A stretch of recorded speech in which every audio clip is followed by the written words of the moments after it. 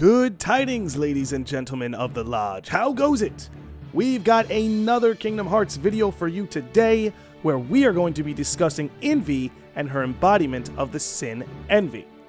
But before we move any further, be warned that spoilers are on the way. But before we start this video, I actually want to take a minute and extend a deep thank you to all of you who have been watching, liking, and commenting on this series as I've released these episodes.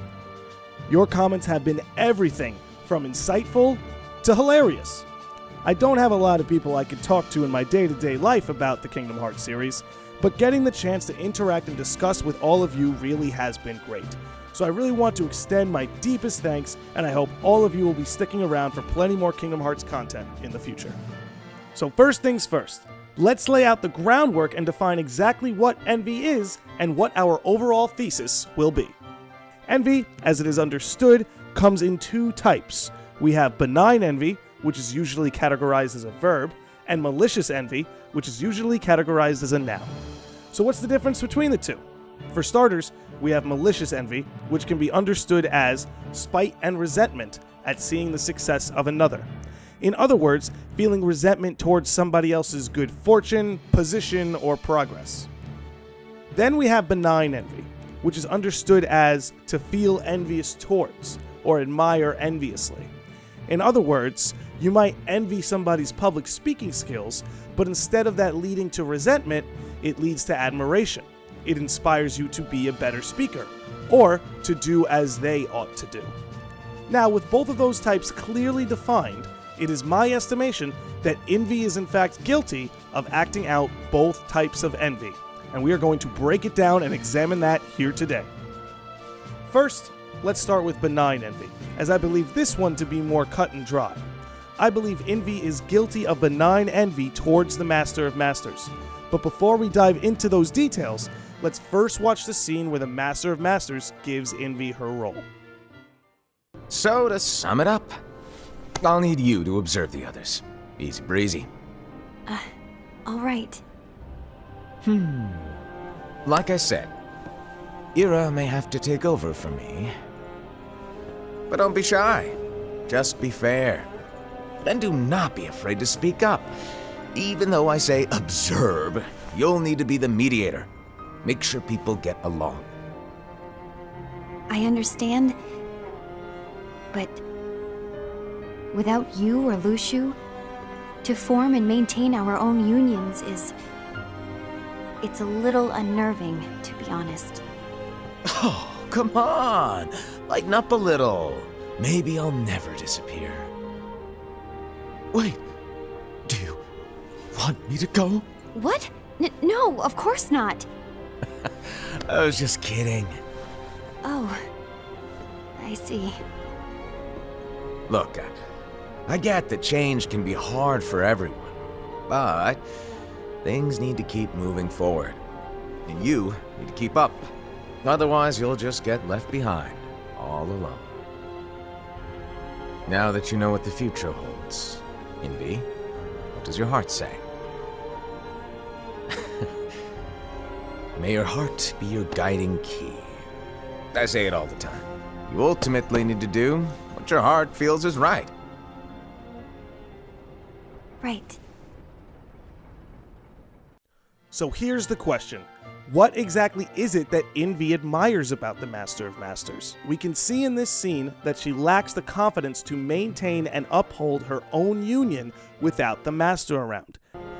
But without you or Luciu, to form and maintain our own unions it's a little unnerving, to be honest. It's obvious that Invi admires the Master's ability to maintain the balance of power among the unions, as well as his leadership. This particular admiration of the Master will be reinforced when we see Invi cling tightly to the Master's teachings, as she believes in doing as he did or would have done in order to maintain the balance of power. In fact, most of her dialogue is centered around the very idea of maintaining the balance of power, just as the Master was able to. So now I would like to point to some scenes that further show Invi's admiration for the Master and her loyalty to him and his teachings. First, we have a scene where she is in conversation with Ira, where she remarks that the Master's teachings are absolute. Even so, forming alliances was strictly forbidden by the Master. Yes, and his teachings are absolute. Then we have the scene where Aced outright says he needs to defy the Master's teachings. We see Invi almost in disbelief and offended by such a proposition. We need to defy the Master's teachings to protect the world. You're saying he was wrong? Giving further proof to her admiration of the Master, we have a scene with Ava where Invi is suspicious of Ava's behavior, but when she finds out it was her role given to her by the Master, she backs off and apologizes. Didn't you think for a second that your actions could be making things worse than they already are? And why should that even bother you? Not only do you have your union, but you've also gathered the finest Keyblade Wielders from other unions, and you're training them in a secret location, aren't you? Yes, because that is my role! I had no idea. I apologize. I overstepped. The next scene is even more intriguing. When Ira lays out his theory of the lost page and the traitor, which seems to have Invi convinced, she immediately attributes the occurrence to the workings of the Master, showing that even when there is something that the Book of Prophecies itself cannot explain, she credits it as the Master's plan all along. Crazy part being, she isn't wrong. I wonder, could this have been the Master's plan all along? To grant the lost page to only one of us?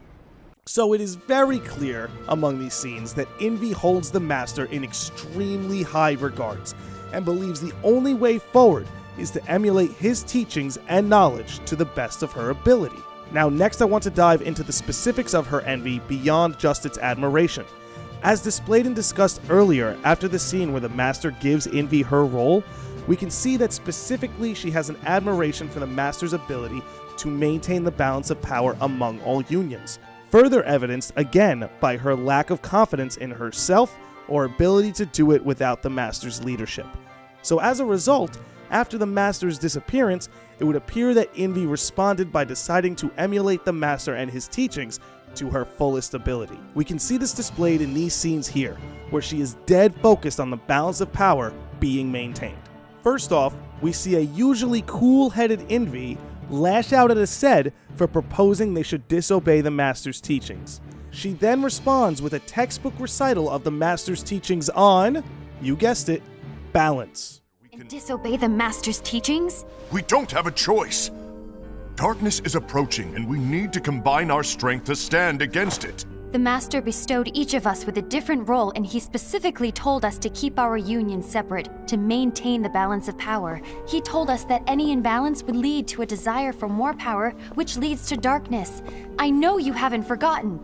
We then have a scene where Ava and Invi are discussing how Ira, Aced, and Gula are all out collecting Lux solely for their own unions.